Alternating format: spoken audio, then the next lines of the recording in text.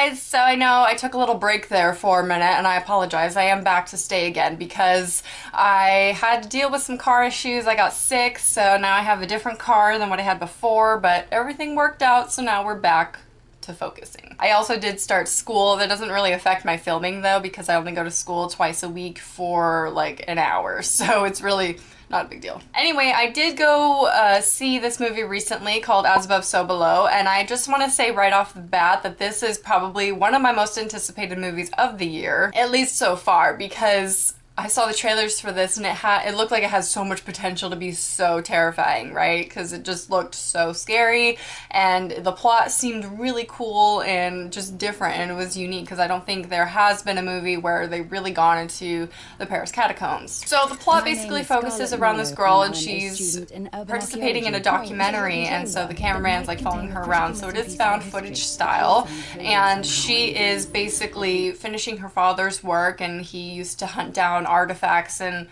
things that it was really complex. That's one of my criticisms for the storyline, because they made it way too complicated for what it needed to be. They could have made it so basic. They didn't need the intro, however suspenseful it was. So that kind of bummed me out a little bit because it just like took me out.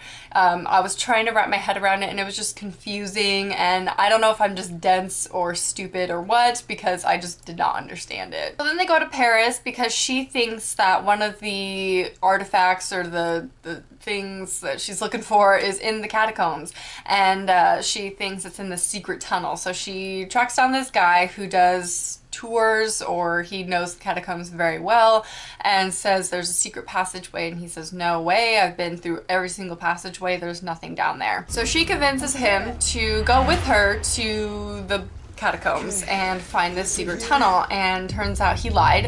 There is a tunnel down there that one of his friends went into and never came out. So then it takes off from there. So the build up to this was kind of long, I feel like, and unnecessary. I didn't think that it needed so much plot, and like they were trying to defend their story almost with so much story. They were like trying to make it feel legit, like it could be real, and some things made me laugh and not in a good way. So my few criticisms so far throughout the movie. So as soon as she said Philosopher's Stone and Nicholas Flamel, that totally took me out. I was like, are we in Harry Potter? What is happening? I guess it's real. I didn't know Nicholas Flamel was an actual person. I thought that it was a Harry Potter character that was made up, as well as a Philosopher's Stone. So I'm like, okay, so she's looking for something from Harry Potter. Now that was just me being ignorant because I didn't know that that was like a thing, but still it was funny. And they had to have known that people would be like, hey, that's in Harry Potter.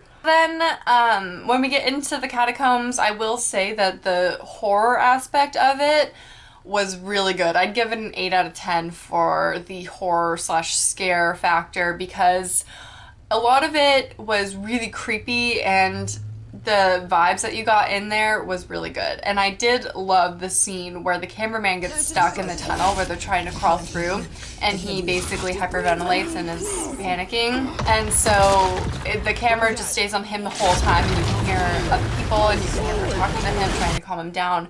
And that all felt very real. So the acting in this was really, really good. Basically, once they're in the tunnels, they start to face their own version of hell, facing things from their past that maybe have traumatized them or has stuck with them emotionally and mentally for years, and they're seeing things that are related to those things, and so it kind of makes them start to lose it a little bit. Okay, so one thing that really, really, really bothered me, and I just could not stop laughing, and I was like, why? When they were reading a poem in Egyptian, I want to say, or some other language, right?